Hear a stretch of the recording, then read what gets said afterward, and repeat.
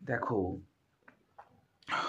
অনেক নিউকামার স্টুডেন্টরা আমাকে কমেন্ট করে জানিয়েছো যে নেট এবং সেটের মধ্যে যে গুরুত্বপূর্ণ পার্থক্য কি এটা একটু কাইন্ডলি বলেন।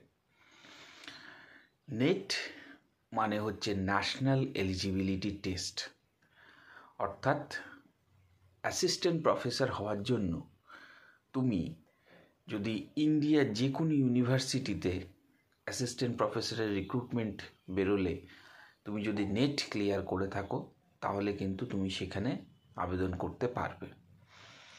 এবং সেট, কোনো রাজ্য যখন সেট পরীক্ষা নেয় তখন সেট পরীক্ষার মাধ্যমে সেই রাজ্যের মধ্যে যে সমস্ত ইউনিভার্সিটিগুলো রয়েছে সেইখানে বা কোনো গেস্ট লেকচারার যাই বলে থাকো না কেন সেখানে কোনো অ্যাসিস্ট্যান্ট প্রফেসরের যদি রিক্রুটমেন্ট বার হয় তাহলে সেটা সেট পরীক্ষা বা সেট হিসাবে কিন্তু গণ্য করা হয়। এটা হচ্ছে নেট এবং সেটের মধ্যে বেসিক যে ডিফারেন্স। এবার তুমি যদি বলো যে কোনটা পাশ করলে অ্যাসিস্ট্যান্ট প্রফেসর হওয়া যায়, দুটোতেই পাশ করলে তুমি যদি ইন্টারভিউতে কোয়ালিফাই করো তাহলে তুমি অ্যাসিস্ট্যান্ট প্রফেসর হতে পারবে, ক্লিয়ার, যে কোনো একটা। কিন্তু রাজ্যের বাইরে যদি তুমি যে স্টেটে বিলং করছো সেই স্টেটের বাইরে যদি তুমি পরীক্ষা দিতে চাও তাহলে অ্যাসিস্ট্যান্ট প্রফেসরে, তাহলে কিন্তু তোমাকে অবশ্যই নেট পাশ করতে হবে।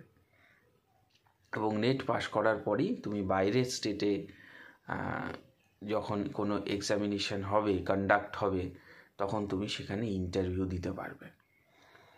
ওকে, তো নেট এবং সেট পরীক্ষার মাধ্যম বা পরীক্ষার যে সিস্টেম বা পদ্ধতি, সেই সিস্টেম বা পদ্ধতির মধ্য দিয়ে তুমি যদি যাও তাহলে তুমি নিজে থেকেই বুঝতে পারবে যে নেট এবং সেট পরীক্ষার যে ইনভিট্রো যে ডিটেলস, সেই ডিটেলসের যে বেসিক পার্থক্য সেইগুলো। এবার নেট পরীক্ষায় পাশ করলে এর দুটো প্যাটার্ন আছে। কি প্যাটার্ন? যে নেট পরীক্ষায় যদি তুমি ক্লিয়ার করে থাকো তাহলে নেট পরীক্ষার মাধ্যমে তুমি একরকম, তুমি যদি জিআরএফ পাবে, অর্থাৎ JRF and with assistant professor qualify এবং অনলি অ্যাসিস্ট্যান্ট প্রফেসর কোয়ালিফাই, এই দুটো ব্যাপারটা কি?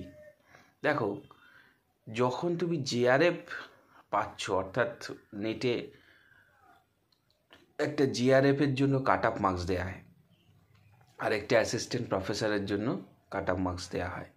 তুমি যখন সেই কাট আপ মার্কসের ওপরে পাচ্ছ তাহলে তুমি জিআরএফ হিসাবে ট্রিটেড হবে। এই জিআরএফ পাওয়া মানে এরপর যখন তুমি পিএইচডি জন্য অ্যাপ্লিকেবল হবে সেই জন্য তুমি ইউজিসির কাছে জিআরএফ পাওয়ার জন্য আবেদন করতে পারবে।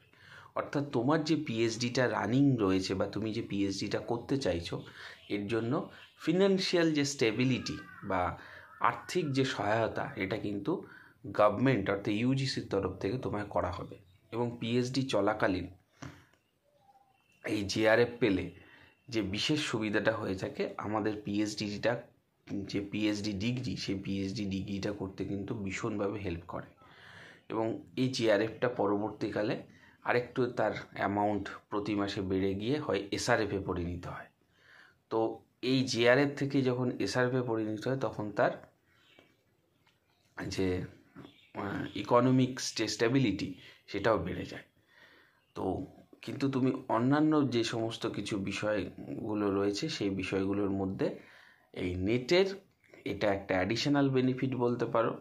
এবং পিএইচডি করার ক্ষেত্রে একটা জিআরএফ পাওয়া এটা কিন্তু ভীষণভাবে দরকার।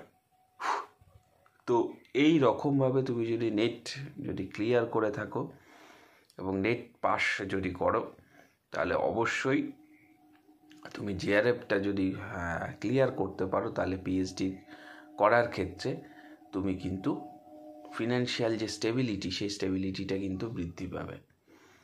তো আর এই হচ্ছে মূলত বেসিক ডিফারেন্স।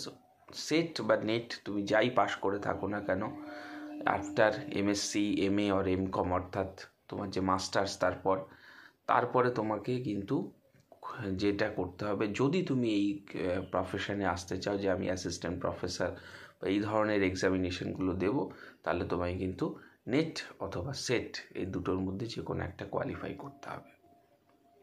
তো নিউ কামার স্টুডেন্টদের আমি যারা এখন থেকে প্রিপারেশন নিচ্ছ বা তোমরা মনে করছো যে এই লাইনে তোমরা আসবে, তো তোমরা প্রিপারেশন যদি নিতে পারো, তোমাকে নেট সেট কিন্তু প্র্যাকটিস করতে হবে।